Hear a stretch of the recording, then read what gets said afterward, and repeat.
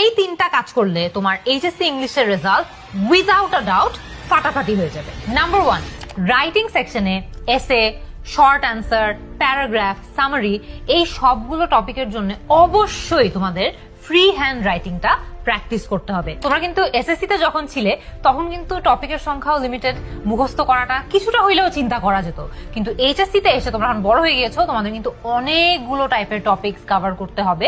চাইলেও কোনোভাবে এটা হিউম্যানলি পসিবল না যে সবগুলোরই তুমি একটা একটা করে স্যাম্পল মুখস্থ করে যাবে।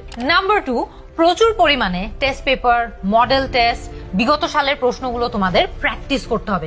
এই কারণে আমাদের যে এইচএসসি ইংরেজির সম্পূর্ণ সিলেবাস কভার করে যে বুকটা আছে এটা তোমাদেরকে হেল্প করবে, বিকজ এখানে সাইজ দেখেই বুঝতে পারছো যে আমরা প্রচুর প্র্যাকটিস মেটেরিয়াল রেখেছি, পাস পেপার রেখেছি, অ্যাডমিশন টেস্টের কোয়েশ্চেন আছে, এইচএসসি লেভেলের কোয়েশ্চেন আছে, যেগুলো তোমাদের ভিতর যেই জড়তাটা আছে সেটাকে সম্পূর্ণ নাই করে দিবে এন্ড তোমরা একদম ফুললি প্র্যাকটিস করে রেডি হয়ে যাবে তোমাদের মেইন এক্সামের জন্য।